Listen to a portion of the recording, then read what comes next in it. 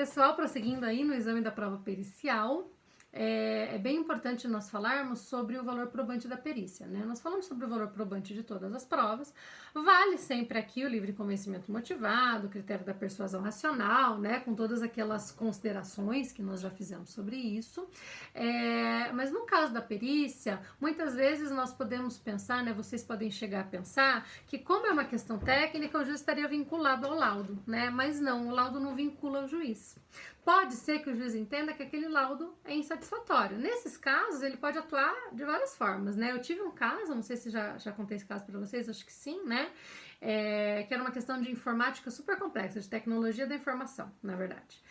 Muito complexa a ponto de nós precisarmos de um assistente para ajudar, o assistente técnico, já vou explicar quem ele é, um assistente técnico para nos ajudar com quase tudo, porque era muito difícil entender aquela linguagem que aquele perito utilizava no processo, né? O fato é que a perícia terminou, o juiz encerrou a fase instrutória e determinou a conclusão dos autos para a sentença, fica com o processo 1 ano, conclusos, né, os autos, devolve o processo numa decisão super bonitinha, pedindo desculpas às partes por ter permanecido tanto tempo com aquele processo, pedindo desculpas ao perito pelo que ele teria que fazer, mas ele não conseguiu entender a linguagem do laudo pericial e, portanto, ele não conseguia julgar. Diante disso, ele estaria, então, ele teria que reabrir a perícia e intimar novamente o perito 1 ano depois para dizer, e aí o juiz colocou assim na decisão, em linguagem simples, aquilo que eu preciso entender para conseguir julgar esse caso, né? Ele pode fazer isso, né? Ele tinha uma perícia diante dele, não serviu para nada, ele não entendeu nada,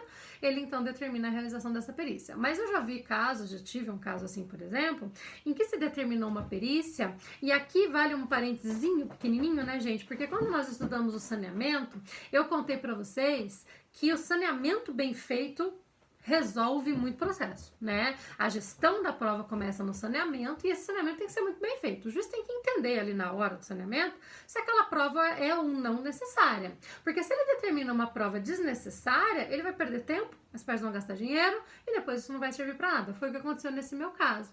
Era um caso de revisional de contrato de leasing de helicópteros. Vários contratos que uma empresa de locação de voos, helicópteros, etc., fez com determinada empresa de arrendamento mercantil. Ela entra então com uma ação revisional de contrato dizendo que teria havido a cobrança de juros abusivos nesses contratos e por conta disso pedindo lá devolução em dobro, etc.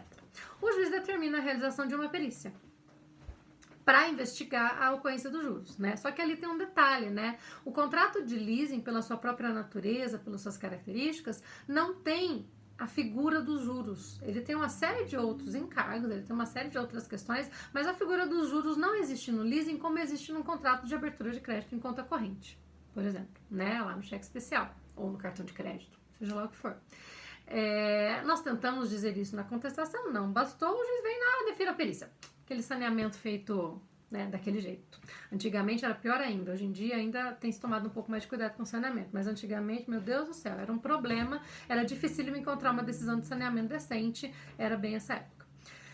A perícia é realizada, o perito encontra alguma coisa lá naqueles contratos que ele chamou de juros e entendeu que o banco deveria mais de 3 milhões de reais para aquela empresa, como o pedido era em dobro, a sentença veio como um trator, mandando a empresa de arrendamento mercantil pagar 6 milhões de reais para aquela empresa de helicópteros. Fazemos o recurso de apelação, me lembro que fui até em livros de economia para entender o contrato de leasing e explicar esse contrato para os desembargadores, e assim foi.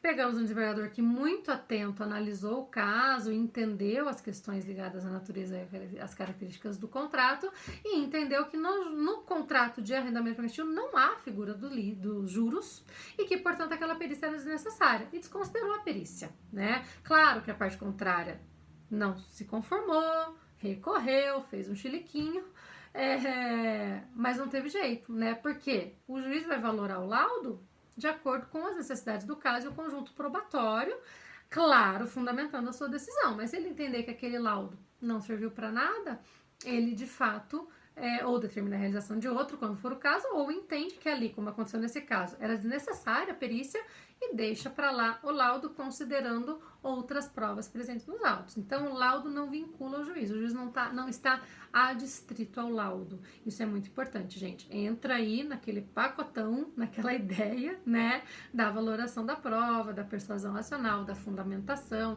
e tudo aquilo que nós vimos lá na aula da teoria geral da prova, ok? Como que funciona a perícia, então? Como tudo isso vai funcionar, né? Quando existe a determinação da realização da prova pericial ou o pedido de prova formulado pelas partes e o juiz defere esse pedido, ele vai imediatamente nomear um perito. As partes, uma vez vendo a nomeação do perito, vão ter 15 dias para tomar algumas providências. O que elas vão ter que fazer? A primeira coisa é que elas podem impugnar o perito. Elas podem dizer que o perito é impedido ou suspeito, ele não é imparcial, portanto. Elas podem dizer que o perito não tem o conhecimento técnico adequado para a realização daquele trabalho. Elas podem, portanto, apresentar uma impugnação pedindo para o juiz substituir o perito. E é perfeitamente possível a substituição do perito nesses casos. Se o juiz entender que as partes têm razão, ele vai simplesmente excluir aquela nomeação e nomear um outro perito, né? O que já aconteceu comigo, né? Eu tive um caso uma vez, tive 2 casos bem interessantes. O primeiro caso foi o caso, acho que eu já contei para vocês, daquela liquidação coletiva enorme de Brasília, que tinha 24 mil contratos, em que ele nomeou um perito. O perito vem para o processo, ele não traz currículo, nada, e aí o super Google nos ajuda nessa hora, dei um Google no nome do perito e descobri que o perito era advogado. Não, mas então eu também posso fazer essa perícia? Porque eu também sou advogada, né? Tem alguma coisa errada aí. E aí apresentamos a impugnação dizendo, juiz, tá aqui, ó, registro na OAB, esse perito é advogado, precisamos de um perito contador. E lembre-se de que naquele exemplo era uma perícia por amostragem, uma prova estatística dificílima que teria que ser feita naquele caso. E caríssima, né? Lembre-se disso também. Vem o perito então e apresenta o seu currículo, mostrando que além de advogado ele era mesmo contador. E era mesmo, gente. E aí, ok, ficamos satisfeitos. Depois ele acabou sendo destituído porque ele cobrou muito caro e ele queria fazer a perícia, não a prova estatística, mas ele queria olhar contrato por contrato, né, dos 24 mil contratos, e isso era impossível na época. A ideia era que fosse realmente uma prova estatística e por isso ele acabou saindo da jogada, mas a especialidade dele ficou comprovada, ele mesmo comprovou. Um outro caso que eu tive bem interessante foi um caso de instalação de sistema de redes. Havia uma contratação, uma empresa contratou uma outra empresa de telefonia para fazer a instalação do sistema de redes que ligava a sua sede com todas as suas filiais. E reclamou, entrou com uma ação dizendo que a empresa de telefonia não teria sequer iniciado o serviço, não cumpriu o contrato, pedindo dinheiro de volta, indenização, aquela coisa toda. A empresa de telefonia, que era quem eu defendia, apresenta uma contestação dizendo que houve sim início de instalação do sistema de redes e que essa instalação só não continuou por conta de embaraços criados pela própria empresa contratante, que não teria comprado os equipamentos necessários, providenciado algumas alterações da infraestrutura que seriam necessárias para instalar o sistema de redes e por conta disso nada foi feito. Bom, isso precisaria de uma prova, né? De uma prova que investigasse, afinal de contas, se o sistema de redes teria ou não sido iniciado, porque era a alegação da nossa empresa, da nossa cliente, né? Os fatos controvertidos eram bem interessantes, porque houve início de instalação ou não, né? Houve compra de equipamentos, houve de fato embaraços criados pela empresa, todos esses eram fatos controversos que alegamos esses fatos impeditivos na contestação deveríamos provar, tá? O juiz vem e nomeia um perito contador. E ele não estava errado. Afinal de contas, haveria necessidade de exame da contabilidade da empresa, dos livros empresariais, para investigar se houve compra de equipamentos, se houve investimento em infraestrutura, para procurarmos ali indícios, seriam indícios, né, de que houve ali alguma movimentação daquela empresa no sentido de viabilizar o cumprimento daquele contrato. Quando ele nomeia o perito contador, apresentamos uma impugnação dizendo, ok, perito contador, mas para uma parte do que é preciso nesses autos. Além disso, nós precisamos também de um técnico, de alguém especializado em tecnologia da informação, para investigar o início da instalação do sistema de redes.